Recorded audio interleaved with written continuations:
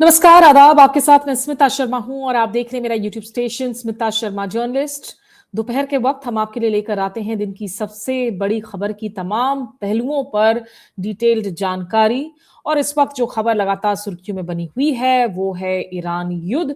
और ईरान युद्ध से जुड़ी हुई सबसे बड़ी हलचल इस वक्त पाकिस्तान में है, पड़ोसी मुल्क में। यहाँ आप जेडी वैंस की तस्वीरों को देख सकते हैं।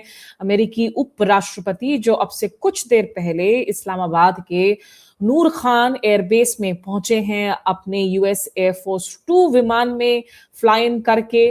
और इनफैक्ट जब पाकिस्तानी एयर स्पेस में एंटर हुआ तो उन्हें पाकिस्तानी एयरफोर्स की तरफ से एस्कॉर्ट विमान दिए गए, ठीक वैसे ही जैसे कि जो ईरानियन डेलीगेशन यहाँ पहुंचा है बातचीत के लिए, उन्हें भी ये एस्कॉर्ट किया पाकिस्तान की एयरफोर्स ने।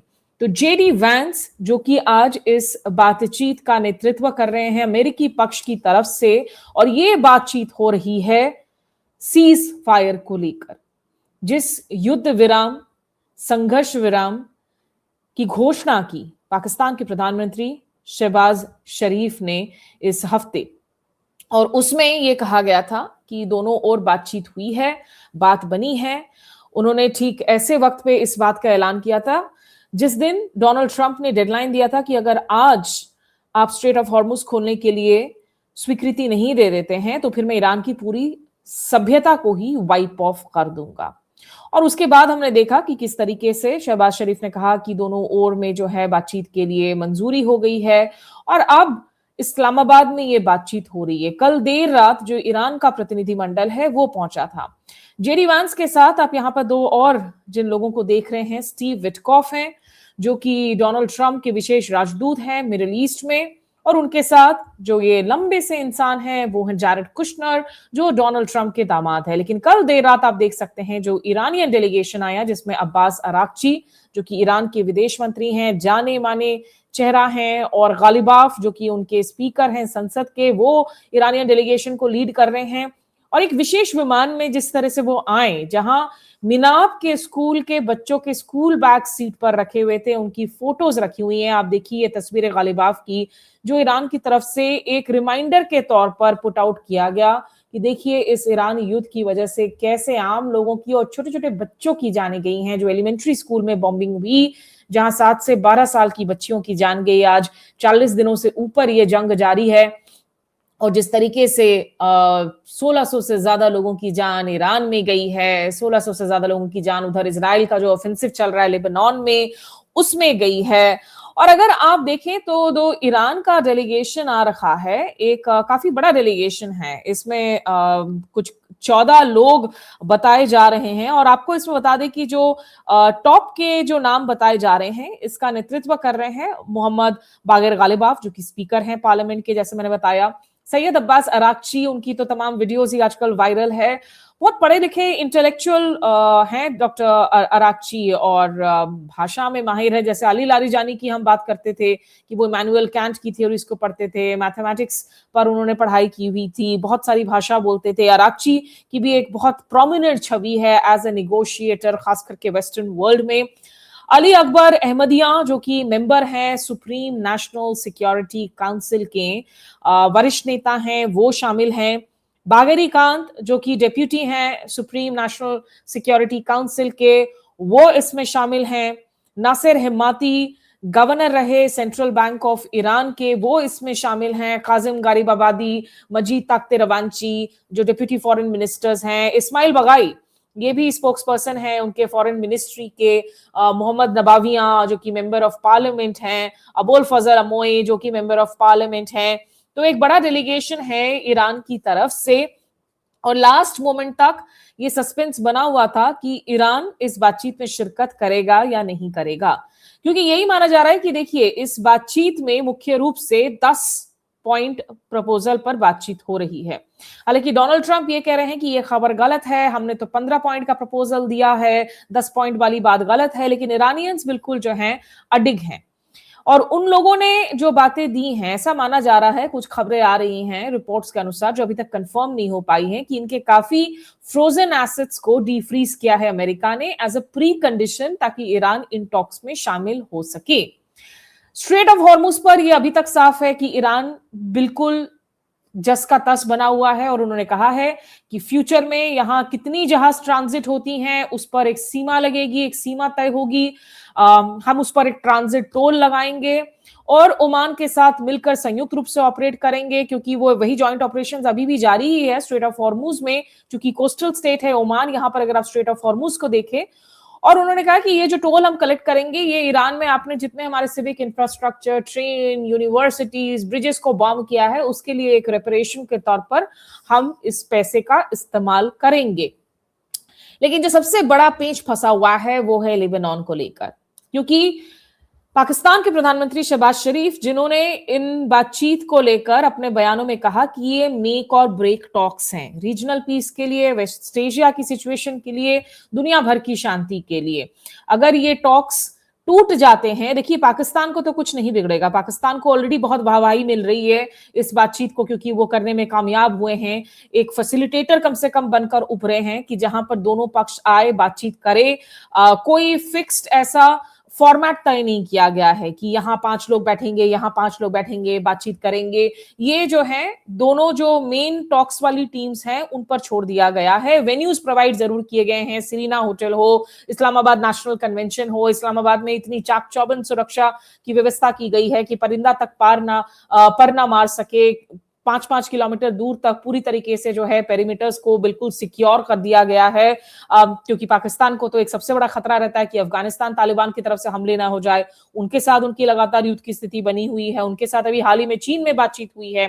तो ये जो बातचीत हो रही है इसके पीछे वैसे तो बहुत खिलाड़ी हैं, पर्दे के पीछे से आप ओमान, कतर, सऊदी, साथ ही मिस्र, तुर्की और चीन और रूस तो हैं ही। चीन, रूस जो ईरान के साथ हैं, तुर्की जो दोनों ओर को प्ले कर रहा है, सऊदी की अपने इंटरेस्ट्स हैं इस गल्फ एरिया में। लेकिन पाकिस्तान में आने के लिए ईरान ने जो हामी भरी है उसमें एक वजह ये रही है, देखिए ऐसा नहीं है कि रिश्ते बहुत सुदृढ़ हैं पाकिस्तान ईरान के बीच में, ऐतिहासिक रिश्ते जरूर हैं। और पाकिस्तान का एक सुरक्षा मसौदा भी हो रखा है सऊदी अरब के साथ में, जिसके तहत सऊदी पाकिस्तान पर यह दबाव बनाने लगा था कि अगर ये युद्ध जारी रहा तो आपको आकर इस सुरक्षा पैक्ट के तहत जो है हमारे लिए इस युद्ध में हिस्सा लेना होगा। इस बात से बहुत असहज है पाकिस्तान, क्योंकि पाकिस्तान के अंदर एक बड़ा शिया समुदाय है। और जब आयतुल्लाह अली खामनेई की किलिंग हुई 28 फरवरी को, पहले दिन युद्ध के, जब इजराइल ने हमला किया, तो उसके बाद हमने पाकिस्तान में देखा था कि बहुत प्रोटेस्ट की खबरें आई थी, जगह जगह अमेरिकी दूतावासों के बाहर, कॉन्सुलेट्स के बाहर जो है हमले हुए थे। तो ऐसे में पाकिस्तान चाहता है कि कोई हल निकले, और पाकिस्तान ये भी कह रहा है कि जिन पॉइंट्स पर बातचीत के लिए तैयार हुए हैं ईरान, उसमें शामिल है कि लेबनान में भी जो है इजराइल अपनी ऑफेंसिव को फिलहाल बंद करेगा इस 2 हफ्ते की पीरियड के लिए, जबकि ये संघर्ष विराम का ये पीरियड है। इजराइल इसे मान नहीं रहा। इजराइल ने, आपने देखा कि इस हफ्ते कैसे जबरदस्त एयर स्ट्राइक्स किए लेबनान पर और रिहायशी इलाकों को फ्लैटन आउट किया। सदर्न लेबनान में ये कह रहे हैं कि हम तो हिजबुल्लाह को टारगेट कर रहे हैं, लेकिन लगातार जो है वो schools, medical clinics, UN peace keepers, journalist, उन पर टारगेट कर रहे हैं, जिसको लेकर ऑस्ट्रेलिया के प्रधानमंत्री एंटनी अल्बनीजे हो या कनाडा के प्रधानमंत्री मार्क कार्नी हो, इन तमाम लोगों ने अपनी ऑब्जेक्शंस जताई हैं और कहा है कि ये बंद होना चाहिए। आप लेबनान को एक और गाजा में तब्दील नहीं कर सकते हैं। और यही बात इन लोगों ने लेबनान के प्रधानमंत्री से भी कही है। पाकिस्तान ये बात सुरक्षा परिषद की एक सेशन में कह चुका है संयुक्त राष्ट्र के कि भाई लेबनान भी हिस्सा है इस समझौते का। अमेरिका कह रहा है कि नहीं, लेबनान पर कोई बात नहीं हुई है। तो आसिम मुनीर जो कि पिछले 10 साल जो उनके फील्ड मार्शल हैं, पिछले साल 2 बार गए थे वॉशिंगटन डीसी, डोनाल्ड ट्रंप के साथ जो है रिश्ता बनाए हुए हैं, निश्चित रूप से उनकी तो भूमिका है ही अहम इस बातचीत में, जिसको आप भले ही ब्रोकरिंग कह ले, आप मीडिएशन कह ले, दिल जला के कोई फायदा नहीं है। As a southern Asian nation, दक्षिण एशिया की तरफ से अगर ये कोशिश की जा रही है, मुझे लगता है कि इस पर एक वेलकम रिमार्क्स दिए जाने चाहिए कि अच्छी बात है। Peace initiatives anywhere should be welcomed, वो चाहे आपका धूर्त जो है दुश्मन देश ही क्यों ना कर रहा हो, क्योंकि अगर ये युद्ध चलता रहा, आपने देखा है कि किस तरह के हालात बने हुए हैं। जाने तो गई ही हैं ईरान के अंदर, इजराइल में भी जान जा रही है, कॉट इन द क्रॉसफायर वाली हालत में आम लोगों की जान जा रही है, भारतीयों की भी जान गई है, नाविकों की जान गई है जो हॉर्मुज स्ट्रेट में who were caught in the conflict. Plus जो भयंकर ऊर्जा क्राइसिस है, उसका जो लोगों की जिंदगियों पर, कारोबार पर, व्यवसाय पर असर पड़ रहा है, लोग और जो गरीब मजदूरों की और उनकी पेट पर जो लात पड़ रहा है भारत में, उसके तमाम रिपोर्ट्स आप लगातार देख रहे हैं, हम लोगों ने भी ग्राउंड रिपोर्ट्स किए हैं। तो इन सब के मद्देनजर ये जो कोशिश हो रही है आज, ये बातचीत, ये बेहद अहम है। और ईरान की तरफ से ये जो डेलीगेशन है, जब वो अमेरिकी इन डेलीगेशन के सामने बैठता है, तो उसमें जेडी वैंस का होना एक इंपॉर्टेंट स्टेप है, एक इंपॉर्टेंट सिग्नलिंग है। देखिए, डोनाल्ड ट्रंप खुद नहीं आ सकते थे क्योंकि वो तो सबसे ऊंचे ओहदे पर हैं। अगर वो ही आ जाएंगे तो उसके बाद निगोसिएशन में ये होता है कि आप ग्रेजुअल स्टेप बाय स्टेप करते हैं। कल को अगर एक सेकेंड राउंड होनी पड़े टॉप लीडर्स के बीच में, तो उसमें हो सकता है डोनाल्ड ट्रंप जाए। नेतन्याहू तो आ नहीं सकते, नेतन्याहू को और इजराइल को पाकिस्तान रिकॉग्नाइज नहीं करता है, उनके साथ संबंध नहीं है। इनफैक्ट नेतन्याहू को कल ही जो है पाकिस्तान के रक्षा मंत्री ख्वाजा आसिफ ने कैंसर तक कह दिया, इजराइल को कैंसर राष्ट्र कह दिया, जिसको लेकर इजराइल ने बड़ी आपत्तियां जताई। मुश्तबा खामनेई जो ईरान की पूरी इस वक्त की रणनीति और स्वरूप के पीछे आर्किटेक्ट हैं, उनकी लोकेशंस के बारे में जानकारी नहीं दी जाती है। एक दो क्लिप्स जरूर रिलीज किए गए हैं हाल फिलहाल के उनके दिनों में। तो जेडी वैंस का होना इसलिए भी जरूरी है क्योंकि देखिए, इसके पहले जब फरवरी में जिनीवा में बातचीत हो रही थी जिसमें अब्बास अराक्ची शामिल थे, उसमें स्टीव विटकॉफ और जारेड कुशनर थे। अब स्टीव विटकॉफ जो है, जो ट्रंप के विशेष राजदूत है मिडिल ईस्ट के, वो एक डिप्लोमैट है। और किसी भी टॉक्स में जब एक पॉलिटिकल लेवल पर निगोसिएशन होती है तो उसमें दिखाया जाता है कि पॉलिटिकल विलिंगनेस ज्यादा है और डिसीजन मेकिंग की काबिलियत है कि अगर कोई लास्ट मिनट अगर कोई गिव एंड टेक करना पड़े, एक कूटनीतिज्ञ वो फैसले, मुश्किल फैसले नहीं कर सकता जो एक राजनीतिज्ञ कर सकता है, कम से कम एक डेमोक्रेसी में। और जारेड कुशनर की कोई ऑफिशियल पोजीशन तो है नहीं। जारेड कुशनर देखिए, उनकी क्रेडेंशियल क्या है, वो डोनाल्ड ट्रंप के दामाद हैं, इवांका ट्रंप के पति हैं। लेकिन जब से 2016 से जो है उनका राइज हुआ है, शादी तो उनकी खैर 2009 के आसपास हुई थी इवांका ट्रंप से, लेकिन 2016 से अगर आप देखें उनका जो प्रोफाइल राइज हुआ है, तब से खास करके मिडिल ईस्ट में डोनाल्ड ट्रंप के लिए स्टीव विटकॉफ और जारेड कुशनर ही तमाम काम कर रहे थे। तो इब्राहिम अकॉर्ड्स भी जब हुआ था 2017 में, जिसके बाद हमने देखा कि सऊदी, यूएई, इन लोगों ने इजराइल के साथ जो है चैनल्स ऑफ कम्युनिकेशन ओपन किए, रिश्तों को एस्टैब्लिश किया, तो उसके पीछे भी जारेड कुशनर, स्टीव विटकॉफ थे। लेकिन इन दोनों पर ईरानियंस को अब रत्ती भर भरोसा नहीं है, क्योंकि भाई आपकी बात की वैल्यू क्या है। आप पिछले साल ईरान के साथ परमाणु मुद्दों पर बातचीत कर रहे थे, उस वक्त ईरान पर हमला हो जाता है। इस साल भी जो है आप परमाणु मुद्दे पर बातचीत कर रहे थे, यही दो लोग थे, लेकिन उस वक्त भी जो है वापस से आपका हमला हो जाता है। तो इसीलिए इन बातों के मद्देनजर इस बार अगर आप देखें, इन्होंने कहा कि जेडी वैंस अगर जाते हैं, और जेडी वैंस की एक और बात है कि पिछले कुछ वक्त से जब से इस युद्ध की शुरुआत हुई है, जितने कट्टर स्टेटमेंट्स आ रहे हैं युद्ध को लेकर, ईरान को लेकर, वो आप देखेंगे कि ज्यादातर स्टेटमेंट्स आ रहे हैं अभी तक आपके डोनाल्ड ट्रंप से तो आ ही रहे हैं, तो जेनोसाइडल भाषा का इस्तेमाल कर रहे हैं अपने ट्वीट्स में कि मैं पूरे सिविलाइजेशन को वाइप ऑफ ही कर दूंगा। मार्को रूबियो जो उनके सेक्रेटरी ऑफ स्टेट हैं, या पीट हेग्सेथ जो उनके रक्षा मंत्री हैं, जिसको सेक्रेटरी ऑफ वॉर कहा जाता है अमेरिका में, जेडी वैंस ने अभी तक थोड़े मेजर्ड स्टेटमेंट्स दिए थे। इसीलिए ये वजह है कि अब्बास अराक्ची और गालिबाफ के सामने जब वो बैठेंगे तो वैंस की जो प्रीमियम है वो थोड़ी सी हाई है। और इस बातचीत में आपको ये भी बता दें कि इस वक्त इस्लामाबाद पहुंचने के बाद गालिबाफ को जब कुछ सवाल पूछे गए, गालिबाफ ने तमाम बातें जो हैं वहां पर मीडिया के सामने रखी हैं, और उन्होंने कहा है कि देखिए, हम गुडविल के साथ तो आए हैं, हम चाहते हैं, नीयत हमारी अच्छी है, लेकिन हमें भरोसा नहीं है। एक और बात कही कि अगर यूनाइटेड स्टेट्स तैयार है सही में एक समझौता करने के लिए और ईरानियन पीपल को उनका हक देने के लिए, तो ईरान भी फिर तैयार हो जाएगा एक समझौते के लिए। और एक जो और बात कही है गालिबाफ की कि unfortunately our experience negotiating with the Americans has always ended in failure and violations, कि हम जब जब अमेरिका के साथ बैठे हैं बातचीत करने के लिए, तब तब हमें धोखा मिला है, तब तब हमारे साथ विश्वासघात हुआ है और उसमें विफलताएं आई हैं। In less than a year twice, एक साल के अंदर में जो है, पिछले साल जून की बात कर रहे हैं, इस साल फरवरी की बात कर रहे हैं, कुछ ही महीनों के अंदर में 2 दफा ऐसा हो गया कि भाई हम आपसे बात करने के लिए आ रहे हैं, आप हम पर हमला कर दे रहे हैं, आप हम पर विश्वासघात कर दे रहे हैं।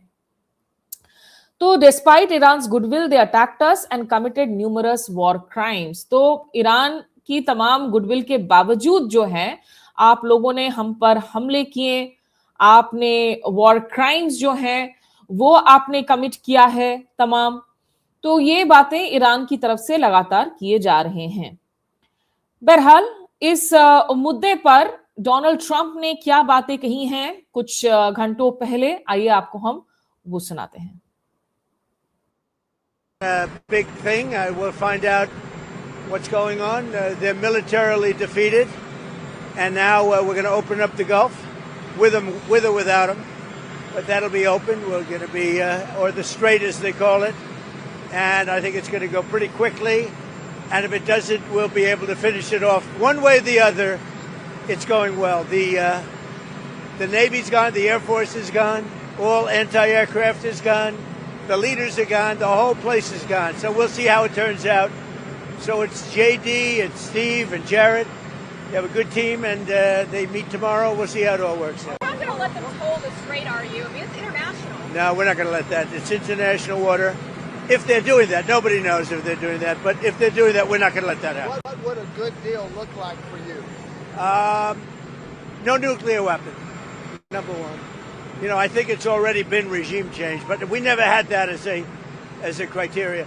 No nuclear weapon. That's 99% of it. Strait of Hormuz as well? Yeah, but that'll open up automatically. The answer is yes, but the strait will open up. If we just left, the strait's going to, otherwise they make no money. So the strait's going to open, but what we have is no nuclear weapon, but we'll open the strait anyway. Don't forget, we don't use the strait. Other countries use the strait. So we do have other countries coming up, and they'll help out, but we don't use it. It won't be easy. It won't be. I would say this: we will have that open fairly soon. Is this a one and done talk, or are you open to more talks after this, depending on? I don't know. I can't tell you. I have to see what happens tomorrow. They've been talking for 47 years with other presidents, and we're not doing much talking. तो देखिए जो दो तीन चीजें Donald Trump ने कही कि हम चाहते हैं कि जीरो यूरेनियम एनरिचमेंट हो। इसके पहले जो ईरान की डील हुई थी, JCPOA, जिस डील की हम बात करते हैं P5+1 नेशंस के साथ में 2015 में, और 2018 में उससे पुल आउट कर लिया था डोनाल्ड ट्रंप ने। वो एक अच्छी ट्रीटी थी, अच्छा डील था। उसमें यह कहा गया था कि एक सीमा लगाई गई थी कि आप कितना इनरिच कर सकते हैं और कितने परसेंटेज तक, 3.67% तक आप इनरिच कर सकते हैं। और इस डील के जो पूरी इतिहास है, इस पर मैंने एक बहुत डिटेल बातचीत की है एम्बेसडर राकेश सूद के साथ, जो कि पूर्व राजदूत तो हैं ही, और भारत के प्रधानमंत्री मनमोहन सिंह के वक्त में 2013-14 के बीच में वो स्पेशल ऑनवॉय थे on nuclear non proliferation issues and डिसआर्मामेंट पर।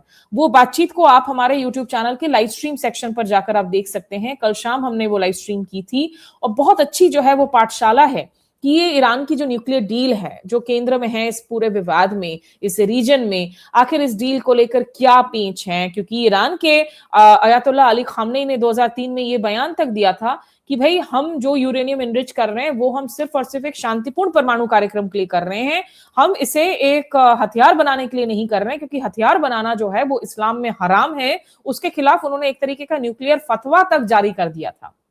बावजूद इसके बार बार ईरान के परमाणु कार्यक्रम को एक मुद्दा बनाकर इजराइल की तरफ से उन पर हमला होता है, अमेरिका की तरफ से हमला होता है, और आप जवाबी कार्रवाई भी देखते हैं। जो ईरान के जो सपोर्ट ग्रुप्स हैं, हिजबुल्लाह हो लेबनान में या फिर हुतीस हो यमन में, उनकी तरफ से भी एयर स्ट्राइक्स होता है।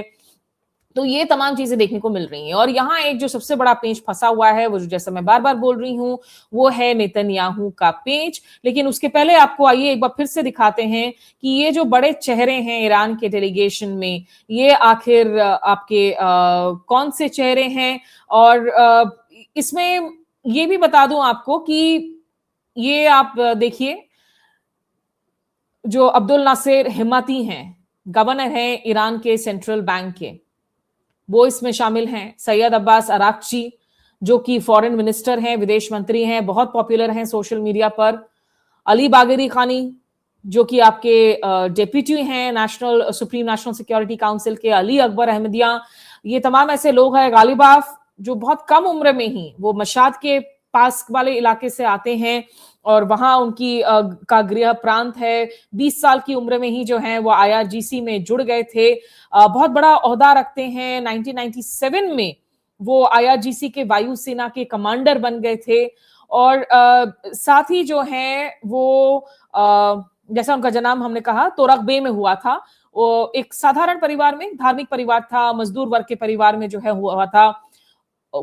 16 साल की उम्र से वो जब प्रमुख मस्जिदों में जाने लगे थे जहां पर धर्मगुरु आ रहे थे, जिनमें खामनेई भी शामिल थे, उनसे वो शिक्षा ले रहे थे। 1979 के इस्लामिक रेवोल्यूशन में गालिबाफ जुड़े हुए थे और फिर IRGC में वो शामिल हो जाते हैं। 1988 में वो इनफैक्ट जंगी डिवीजन के कमांडर बन गए थे।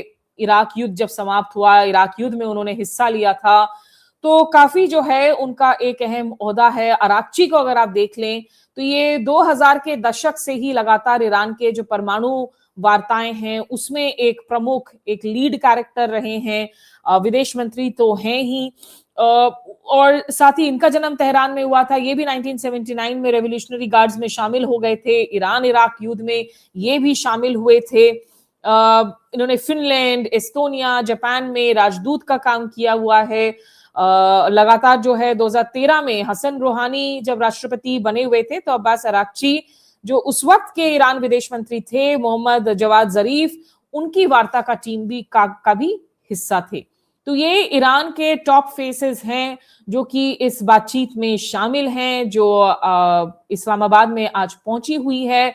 और इनके साथ ही अगर आप देखें तो हम अगर अमेरिका के टीम की बात करें, जेडी वैंस उपराष्ट्रपति, जैरेड कुशनर ट्रंप के दामाद, कोई ऑफिशियल पोजीशन नहीं है। और ये बातें जो हैं ये गालिबाफ ने कही हैं कि we have goodwill but we don't have trust. और अगर अमेरिका जेन्युइन समझौते के लिए तैयार है तो हम भी तैयार हैं, लेकिन ये उन्होंने दिखाया है बार बार कि ये जो नेगोशिएशंस होती हैं वो फ्रूटलेस होती हैं और आप इसका इस्तेमाल करते हैं हम पर छुरा भोंक देने के लिए, हमें धोखा देने के लिए। तो एक बहुत जो सबसे बड़ा चैलेंज है वो है ट्रस्ट का। और ये मैं पहले से कह रही थी कि ईरानियंस के लिए बहुत मुश्किल होगा अमेरिकन पर एक बार फिर से यकीन कर पाना। और अगर अब वापस से परमाणु समझौते को लेकर बातचीत भी होती है तो ईरान आखिर नया कौन से ऐसे पॉइंट्स है जिस पर हामी भर सकेगा और क्यों भरेगा, तमाम चीजें हैं। और आज ईरान एक्चुअली एक अपर हैंड के साथ आया है बातचीत की इस मेज पर, क्योंकि डोनाल्ड ट्रंप रिजीम चेंज नहीं कर पाए हैं। डोनाल्ड ट्रंप और नेतन्याहू ने अपने गोल पोस्ट शिफ्ट किए हैं इस युद्ध के दौरान।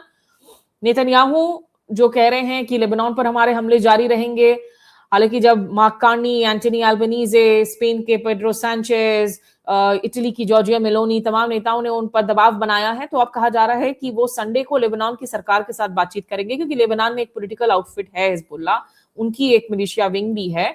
और आपके नेतन्याहू कह रहे हैं कि हम सदर्न लेबनान में ऑपरेशंस कर रहे हैं, नॉर्दर्न लेबनान को टच नहीं कर रहे हैं, हम डिसार्म कर देंगे हिजबुल्लाह और सिविलियन स्पेसेस को। लेकिन ये जो फ्रेश 100 एयर स्ट्राइक्स किए हैं 10 मिनट में, उसमें ही अलग जो है 300 से ज्यादा लोगों की जान गई है। अभी तक कुल 1600 से ज्यादा लोगों की जान जा चुकी है जब से इजरायली ऑफेंसिव की शुरुआत हुई है इस पिछले एक महीने में सदर्न लेबनान में, और 10 लाख से ज्यादा लोग विस्थापित हुए हैं। तो नेतन्याहू तो यहां तक अब कह रहे हैं कि स्पेन के साथ हम कोई ताल्लुकात नहीं रखेंगे। स्पेन को जो है वो कह रहे हैं कि हम आपको PNG डिक्लेयर कर रहे हैं और आप लोग हमारे खिलाफ उलझुल बातें कर रहे हैं। तो ये नेतन्याहू का कहना है। a lot is at stake in these talks। और इस बातचीत से आखिर क्या कुछ निकल कर आता है उस पर हमारी नजर लगातार बनी हुई रहेंगी। ईरानियंस बहुत बार धोखा खा चुके हैं और वो मास्टर निगोशिएटर्स भी हैं, और इस दफा तो स्ट्रेट ऑफ हॉर्मुज की चाबी उनके पास है जो वो कतई देने को तैयार नहीं है। उनके लिए एक बड़ा सामरिक लीवरेज है, अपनी बैलिस्टिक मिसाइल प्रोग्राम को भी वो किसी हालत में कॉम्प्रोमाइज करने को तैयार नहीं है। तो क्या इस बातचीत के बाद में ये युद्ध विराम 2 हफ्ते तक जारी रहेगा, दुनिया को थोड़ी सांस लेने के लिए जगह और वक्त मिलेगी, या इजराइल वापस से जो है कुछ ना कुछ करके इसे डीरेल कर देगा? डोनाल्ड ट्रंप निश्चित रूप से इस युद्ध से निकलने के लिए अभी बेहद विचलित हैं, बेहद परेशान हैं, चाह रहे हैं कैसे निकले।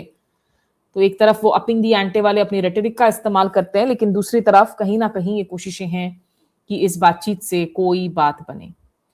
तमाम अपडेट्स को लेकर आगे भी मैं आपके साथ जुड़ती रहूंगी। अपना बेल आइकन नोटिफिकेशन को जरूर प्रेस कीजिए कंटेंट अलर्ट के लिए। अम्बेसडर राकेश सूद के साथ उस बातचीत को जरूर देखिए लाइव स्ट्रीम सेक्शन में जाकर। और इजरायली डिफेंस फोर्सेस की अनुशासन या कहें द लैक ऑफ डिसिप्लिन, जो रोग फोर्सेस बने हुए उस पर मैंने कर्नल राजीव अग्रवाल से बात की है। पूरी बातचीत तो हम संडे को दिखाएंगे, लेकिन एक एक्सर्प्ट है कि इजरायली आर्मी आखिर दूसरे सेनाओं से क्या कुछ सीख सकती है, वो बातचीत भी आप जरूर देख सकते हैं। अभी के लिए मेरे साथ बस इतना ही। नमस्कार, आदाब।